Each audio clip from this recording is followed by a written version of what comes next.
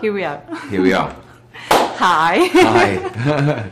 So, Tom, who is Sir Thomas Sharp? Well, Sir Thomas Sharp presents himself in the film as the mysterious aristocrat from a foreign shore. He is a man. He's a dreamer. He's a romantic, and he's full of mystery and power and elegance. And he's the tall, dark stranger to whom the innocent, pure-hearted heroine is drawn. And they get married, and then behind the mystery there are some dark secrets in his past, which I don't want to spoil for everyone, but ultimately I feel that Thomas Sharp is a fascinating romantic. Okay. So is it true that Guillermo Del Toro gives you a few pages with details and secret of your character and also for the Yeah, he before I started filming, about 2 weeks before we started filming, I received an email from Guillermo with an attachment, which was a 10-page document. Well, in long form, which was a short story. It was a biography of Thomas Sharp's life. It was everything that had happened to him before the film begins. Details about his childhood, his star sign, what he likes to eat for breakfast, his favorite type of music, things he's afraid of, his deepest fears, and it was fascinating. So it makes the actor's engagement with the character so much richer, and immediately your imagination just starts expanding.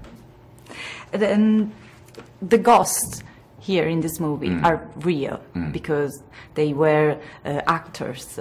So how was play with them? Honestly, it was really extraordinary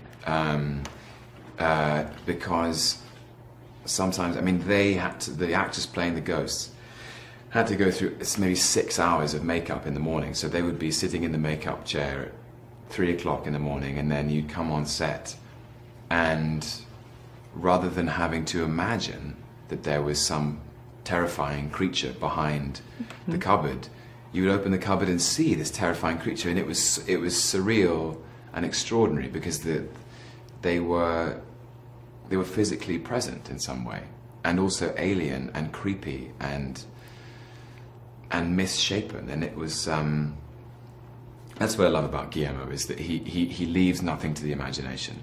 He gives you everything. He gives you a house to live in. The elevator goes up and down. If I step on the floorboards, the crimson clay comes out underneath, and it was an extraordinary place to be for 3 months. Are there any scenes in this movie so emotionally intense that were incredibly difficult to film for you? Yes, the last 45 minutes of the film, which probably took about 3 or 4 weeks to shoot, that was very intense, because there's something. There's a momentum, an emotional momentum to the last act, and all 4 characters are at a very intense pitch. The heart rate is racing, the blood is up, the passions are high, and for myself and for Mia, Jessica and Charlie, it was very intense to put yourself in a life or death situation every single day, or to try and represent the truth of a life or death situation, was very intense. But when it gets too intense, Guillermo Del Toro will burst into song, so it's not so bad. So thank you very much. Thank you very much.